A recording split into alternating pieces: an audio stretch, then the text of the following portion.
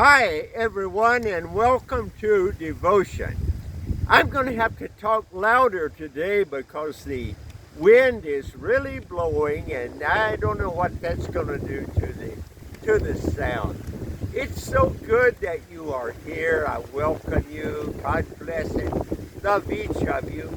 I would like to dedicate this video to three people, to Nancy, to Sue, and to Camilla. They're having special days around this time. And I'd like to begin with a prayer. And I invite you to listen to the prayer with me. Maybe even want to look up to heaven or to bow your head, whichever way God leads. Wonderful Lord, it is always a joy to be in communication with you. Prayer is such a wonderful thing, and lots of things are done through prayer. I ask you if you would, oh Lord, to bless this recording, and when it's processed and sent out over the airwaves, that hearts and minds will be positively affected, and our spirit uplifted. I ask this in Jesus' holy name.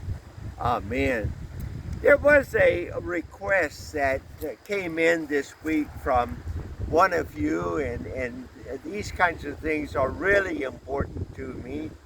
It's a question. It says, how does understanding God's character help you when you're waiting? Now, waiting is something that few, if any, people ever like to do. This past week, I road tested for a renewal of my driver's test, and it seemed like I waited all day long. That wasn't the case, but it felt like it. And there are other times when we're in a waiting room to see maybe a physician or someone else that we need to see, really must see. And this waiting time can be really, really hard. Well, the second part of the question was, how does understanding God's character help us in our waiting? God's character, as I understand it, is everything that's good. God is holy, God is sacred, God is loving to us, and another word for God is love, long-suffering, and you just keep adding all the good words, and God is all of those things.